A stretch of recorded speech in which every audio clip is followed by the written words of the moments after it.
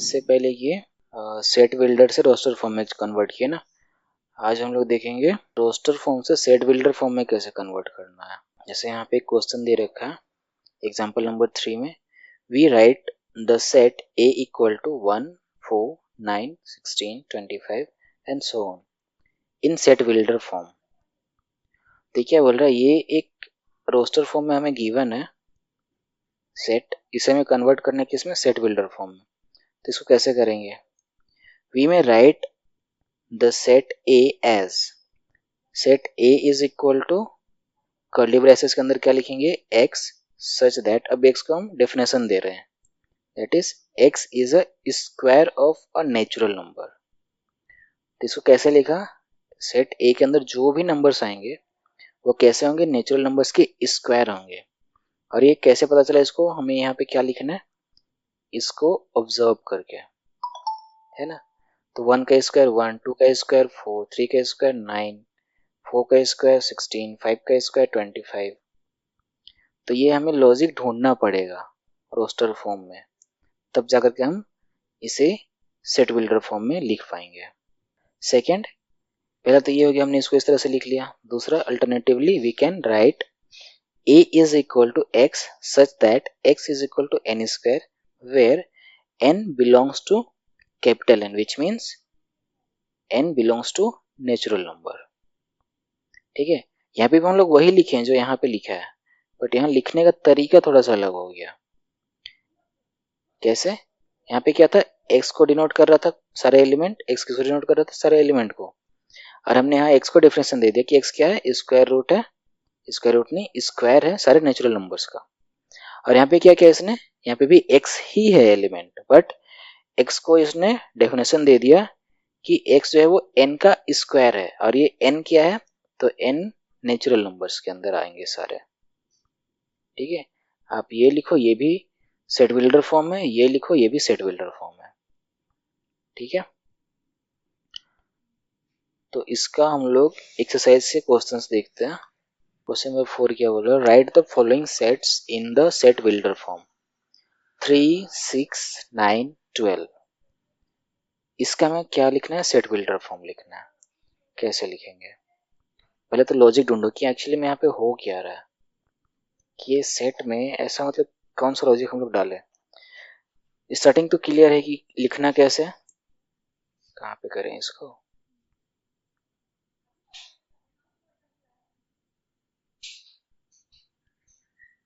तो यहाँ पे क्वेश्चन ही लिख लेते हैं। 4 का फर्स्ट नंबर सेट है 3 6 9 एंड 12। ठीक है, दिख रहा है ना।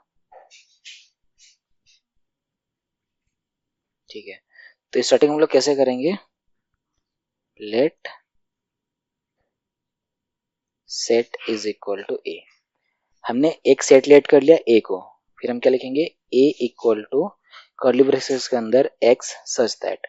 इतना तो क्लियर है कि कुछ भी रहे क्वेश्चन, अगर वहां पे बोल रहे हैं कि हमें इसको कन्वर्ट करना है सेट बिल्डर फॉर्म में, तो इतना तो इजीली कर लोगे, इतना तो करना ही करना है किसी भी हालत से।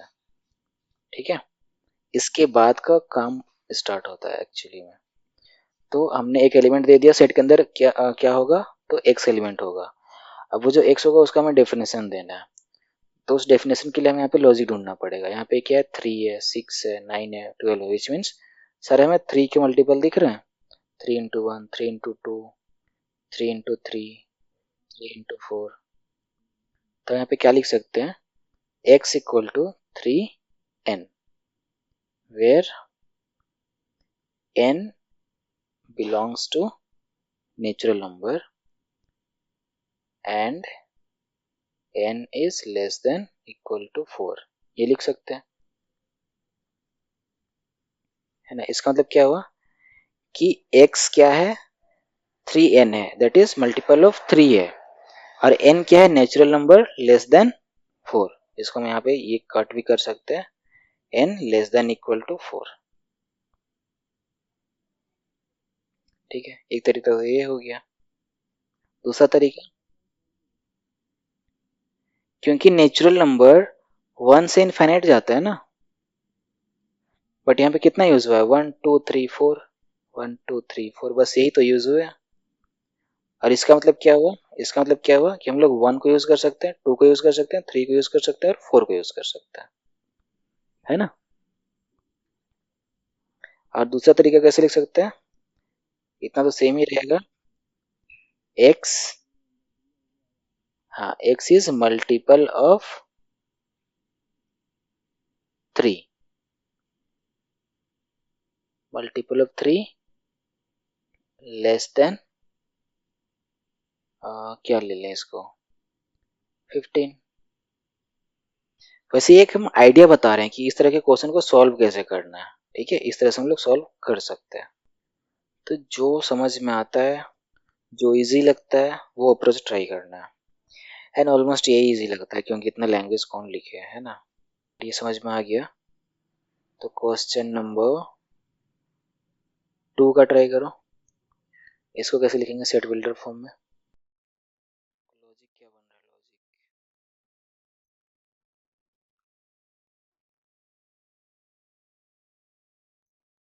2 का स्क्वायर 8 तो नहीं है स्क्वायर,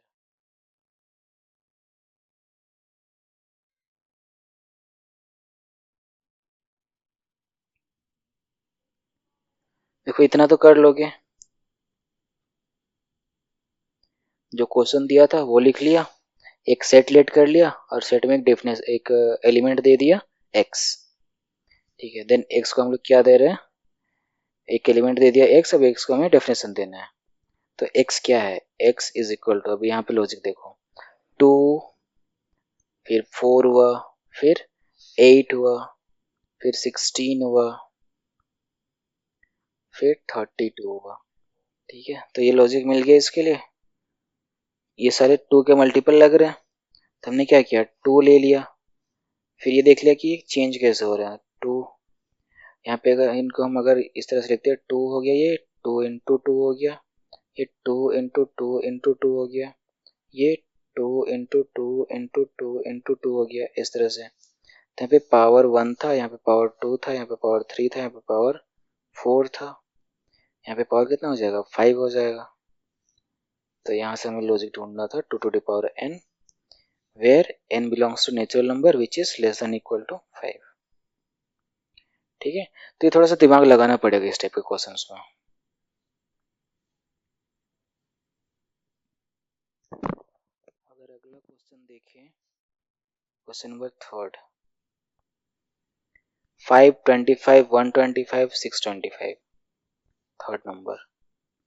अभी तो ये तो इजी लगना चाहिए, इसका इसका लॉजिक क्या हो सकता है, same 5 to the power n where n belongs to natural number less than equal to कितना 1 2 3 4 लेस देन इक्वल टू 4,